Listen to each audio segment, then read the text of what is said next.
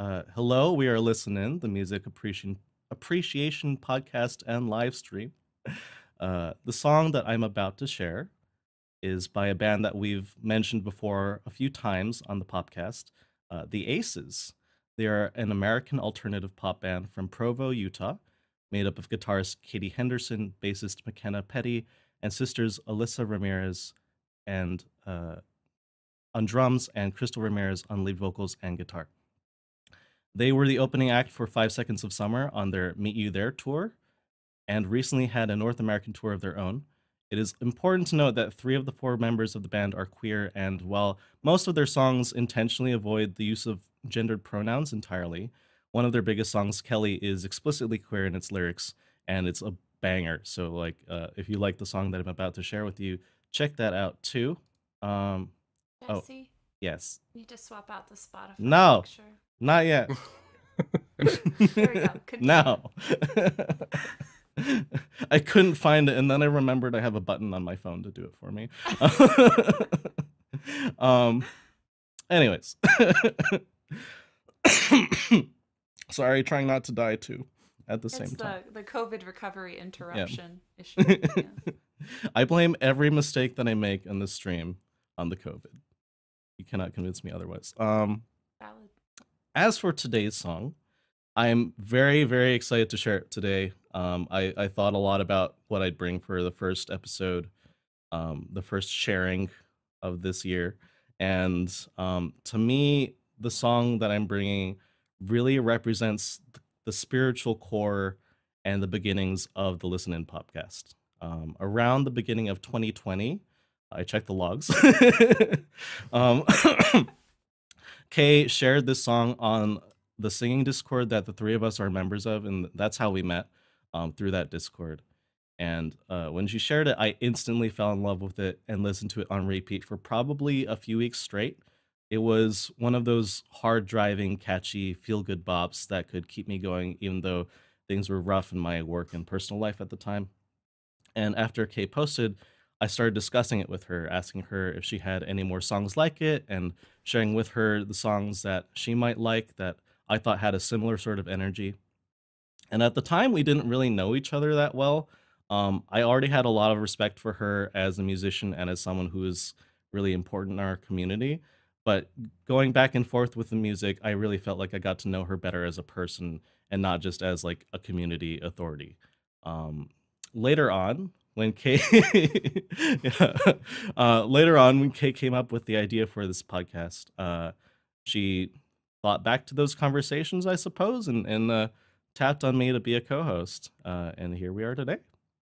So without further ado, here is Daydream by the Aces. Here we go.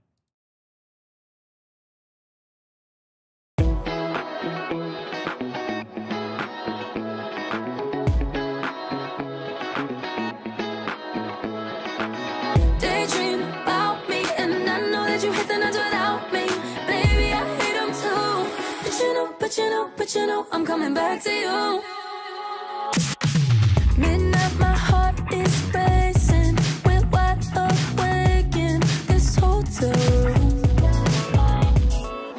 We only got 6 hours, but sleep don't matter when I'm with you. So just hold on to the memory of me riding in your front seat every day. And I'll hold on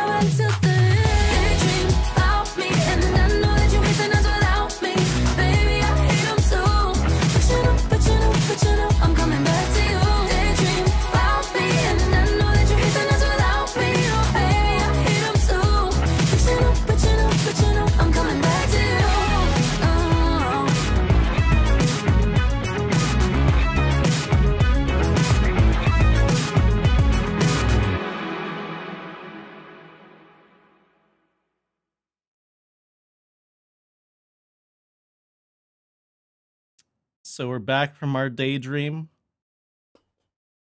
How you feeling about this, Bob? I'm sad it ended. I was jamming. Every time. Banger.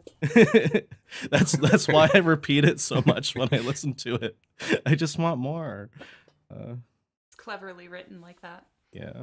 Yeah, it is short, and I mirror the sentiment of Kay of wanting more. But something that I do realize is like, yes, it's short, but like it feels like there's nothing you could add to the song. I'm thinking about like the conception of this song, and it literally feels like you can't add more to the verses. You can't add more to the chorus.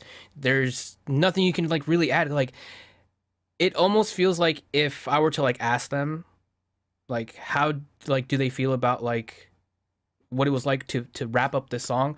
I have a strong feeling that they would think like they are like 100% happy with it, and there's like nothing that would change because like I've done some, creative projects of my own, and even things that I'm like really satisfied with. There's always that lingering feeling of like, maybe there's something missing or something. Maybe I could like do a little tweak or something. But like, it really feels like everything is just like absolutely getting the job done of like what needs to be done, and like, yeah, even though it's short, like I enjoy my stay in the song, and like, there's like not much I could really desire. Like it is a perfect song from start to finish. Yeah, I think it's kind of ironic now that you mentioned that in my mind, if they like because the song structure is pretty standard. They Mhm. stick a chorus in the front, but besides that, it's like the typical like Mhm. verse chorus bridge, blah blah blah. But I think if they stuck more stuff in there, it would feel like the pacing was off Mhm. and like it would be too long. And yet, like even though it would feel too long if they stuck more in it, like I'm still repeating it when it's done. Yeah. Yeah. It's Right. like Yeah. you almost just want a whole song again. Yeah. Uh-huh. Yeah. Yeah. I do think that it is like standard structure, but they do a really excellent job of building up that chorus every time it comes so that Mhm. you get more echoes, or you get more little sounds in the background, or you get more vocal harmonies. Like it really builds itself so well that while you're repeating that chorus, it never feels like you're repeating that chorus. So I feel like Mhm. that's part of why it can loop, because you feel like, oh, now I want to hear that first chorus again. I want to hear how Mhm. they do it the first way again. It's almost Mhm. like you can't add any more. You just have to like take yourself on the journey again. Uh-huh. Yeah. I clearly love this song, or I wouldn't have shared it in the first place. Mhm. But I feel like it's a present for me today. I got to kind of choose two songs. You did. Um, Something I think that contributes to the catchiness is I think there's just like a lot of viscerally enjoyable little moments or sounds that happen in throughout the song. Like before every verse, there's like a drum hit, like dude, and then she starts singing, and before every chorus, there's like duh, like the drum Mhm. fill, which are really fun for me. And like even just the way during the pre-chorus, like she hangs on those syllables, and kind of stretches them. It's like she's very conscious of the fact that her voice sounds good right now, and she's just making it more. Mhm. um, and then even like little things of like auto tune that are like add like little trills, like kind of like the Share Believe little ditty stuff. Mhm. But um I really love how it's like gotta go right now until the end, and then like that the end at the end is just like ah yes, more of that. Mhm. Mhm. uh,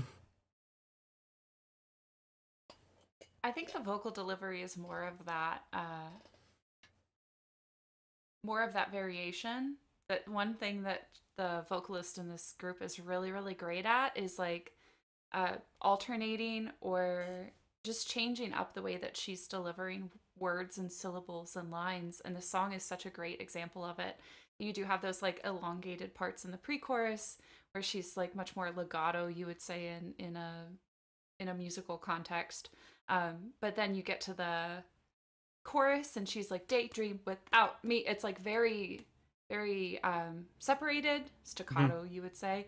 Like it's got all of that flavor in there that not only does she have just a really pleasant voice to listen to, she's using it in so many different ways that it helps drive that song forward and bring you through sort of the journey that is the song. Mm-hmm.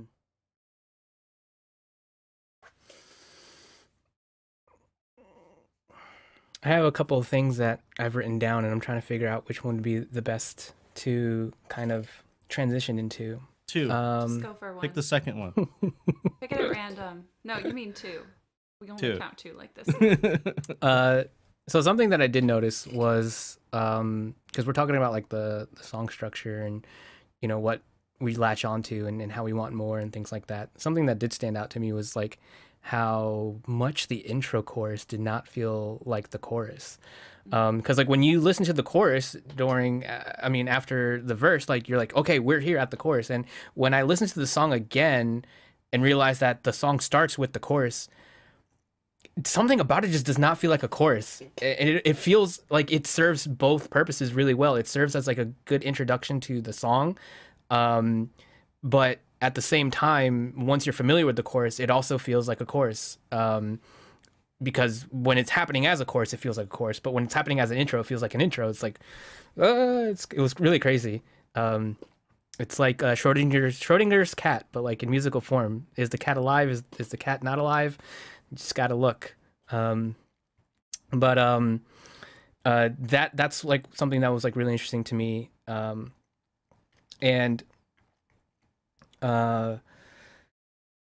For me, like another thing with the intro that was really interesting was also that there was a bit of like a bass fake out. I'm not sure if like this is something that y'all caught on to, but in the intro, the core instrumentation that's happening is like two guitars that are one's kind of like doing like a melody line, or not a melody line, it's kind of doing like accompaniment, and another is doing like a bass melody.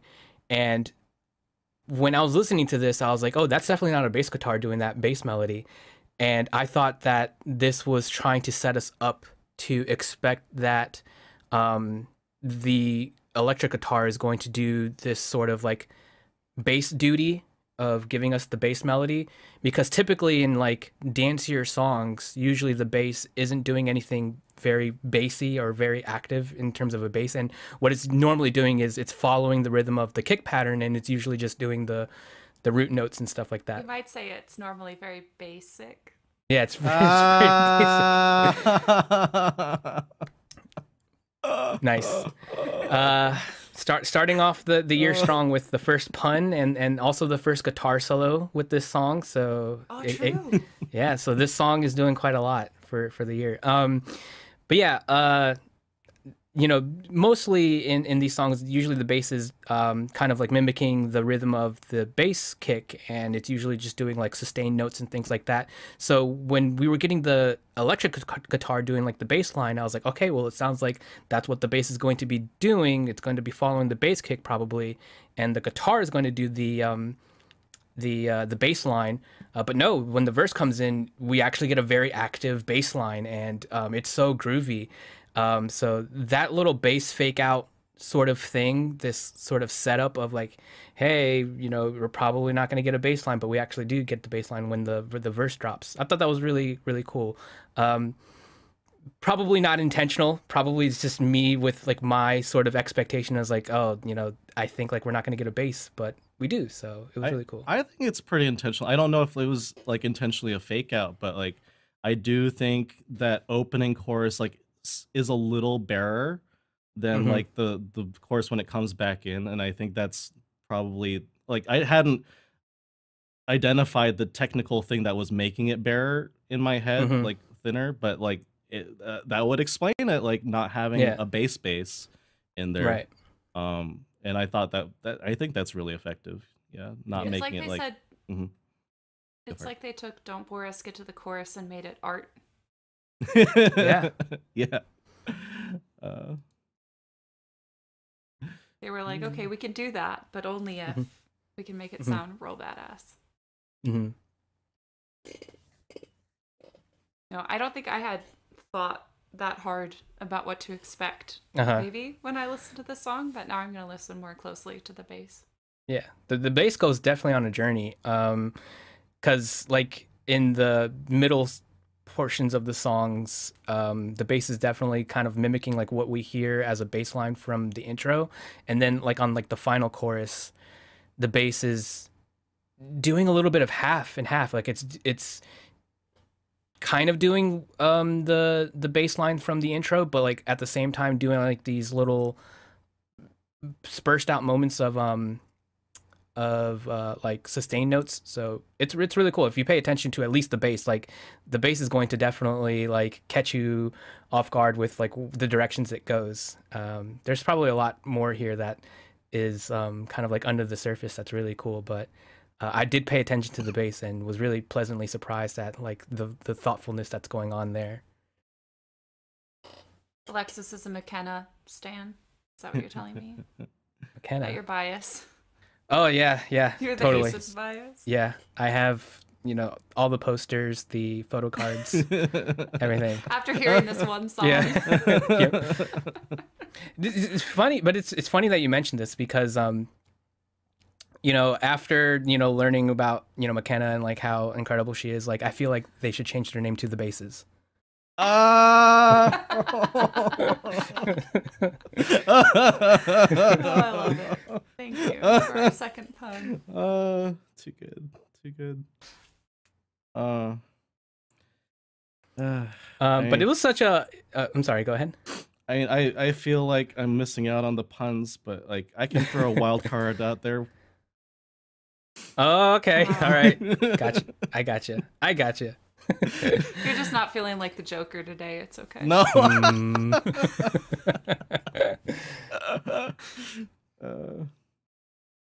Why do people stay here? For our excellent sense of humor, of course. Anyways, sorry, audience. That's about it. Like for me, there's a lot to listen to. There's so many layers that are really enjoyable, I think, on their own. And like Alexis mentioned, and putting them together is just like magical for me. Anyone else got anything? No, I feel like this is the kind of song where like there is so much to listen to, but I almost don't want to pick it apart because I feel like it'll start to ruin the magic for myself. I realize not everybody has that experience, and I'm not suggesting you shouldn't. But like for me, I never want to think too hard about this song because I don't want to hear past that perfection. Right. Yeah. I think like my go ahead. I actually for prepping for this episode, because I listened to this so many times, it was really hard for me to like sit down and be like, what is technically going on here? Because I just like want to feel it and like listen to it and kind of like half space out, but just like enjoy the feelings that it's giving me.